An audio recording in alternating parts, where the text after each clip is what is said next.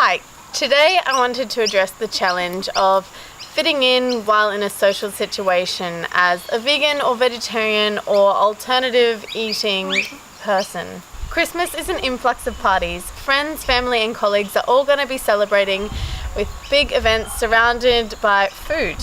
For a new vegetarian or vegan, this could be a festive nightmare of potential exclusion, interrogation, moral dilemmas and temptation. Not to mention all the excess packaging. How does one stay sane over the festive season? So we want to survive this Christmas without our family categorizing us as kombucha cultivating, underarm hair growing, bra burning earth children who are recently basking in our newfound discovery of the world.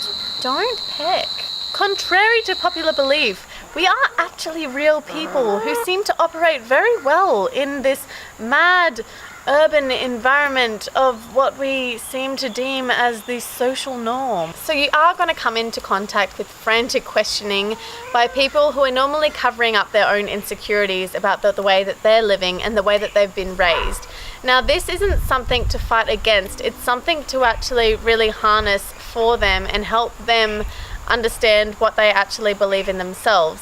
A lot of the time they're coming to terms with the fact that they've been living their version of a lie for so many years and can't come to terms with the fact that you're changing something that you've always done. Just remember, when your friends and family come poking with their self-justifications of why meat eating is good and why you're going to get sick and skinny and insipid, just remember it's a personal reflection on what they're going through and nothing to try and make you feel bad. Don't get defensive or argumentative. It just makes things worse. For me, the calmer and more responsive that I am, the more people seem to settle down and come to terms with what I'm doing, and generally they either leave me alone or ask more in a way that they actually want to learn or take on a few principles themselves. People are much more responsive if you answer them in a more educational manner rather than a defensive manner.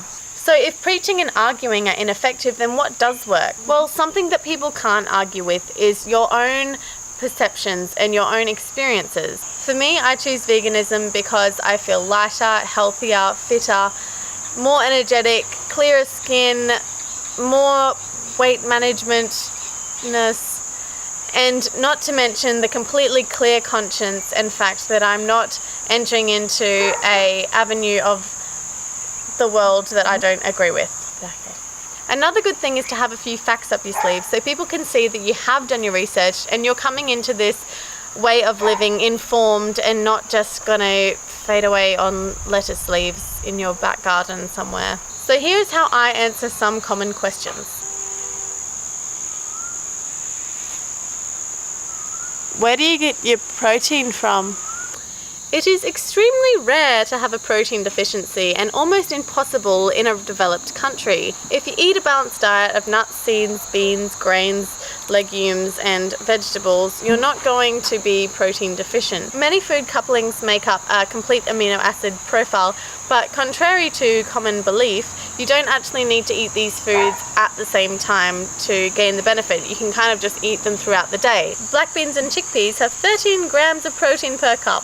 Seitan has 21 grams per 1/3 of a cup. Chia seeds have 4 grams per 2 tablespoons. Don't you feel weak?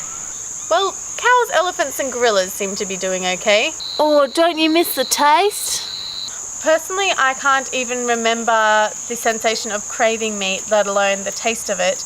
And it is the most exciting, empowering day when you actually realize that you don't miss it anymore. And it's just a thing that doesn't go in your mouth like this.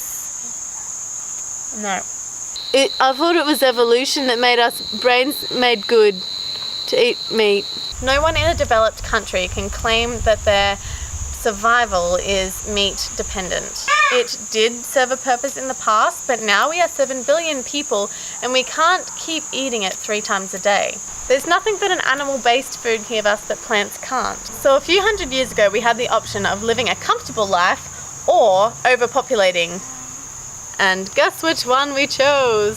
Since then, factory farms have had to come into existence to support this gigantic growing population, and we are in the pickle that we are in now. Cows need to be milked regardless. Have you ever met a girl that lactates constantly? Cows make milk because they are constantly impregnated, and therefore their bodies can only let them survive for about 7 years, and they usually live for about 20. Where do you get your iron from then? Iron deficiency is the most common nutrient deficiency in the developed world, and it's important for meat and non-meat eaters to get themselves checked out. You can totally depend on plants for iron. Where do you get your calcium? Well, where did the cows get their calcium? So I bid you good luck in this festive season, and I hope that you have the strength to get through mealtime. And remember to parrot back to the reasons why you chose to live this way and eat this way. Namaste. You're so cute!